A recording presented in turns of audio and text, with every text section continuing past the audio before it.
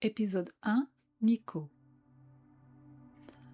Aujourd'hui, je vous emmène dans le tout premier chapitre de Maître de l'Ascendance. Un chapitre où rien ne semble extraordinaire et pourtant tout commence ici. Nico s'étire et bâille dans le fauteuil qu'il a placé exprès au milieu du salon. Il a passé tout l'après-midi sur sa PlayStation à jouer à Destiny 2 et se rend compte qu'il est presque 5 heures.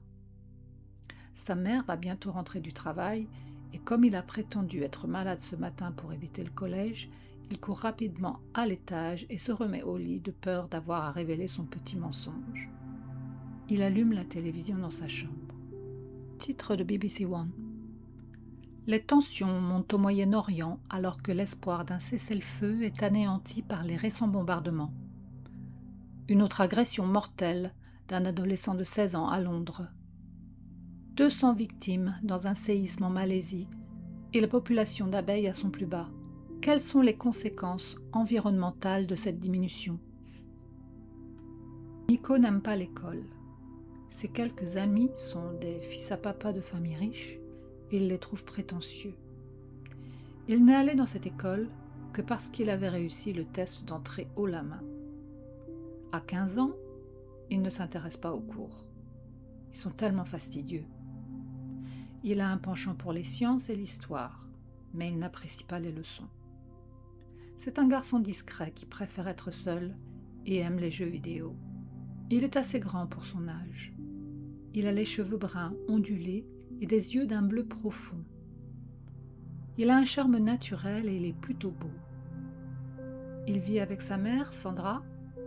Elle est maître de conférences en histoire ancienne à l'université. C'est sans doute pourquoi Nico a développé un tel intérêt pour l'Antiquité et la mythologie.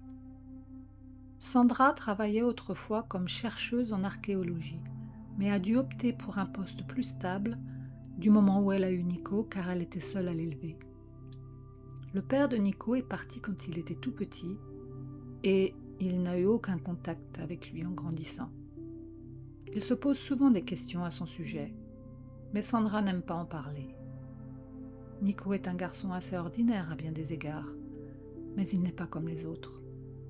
Sous sa normalité apparente se cache quelque chose de tout à fait remarquable, un secret inconcevable qu'il n'ose partager avec personne, pas même sa mère.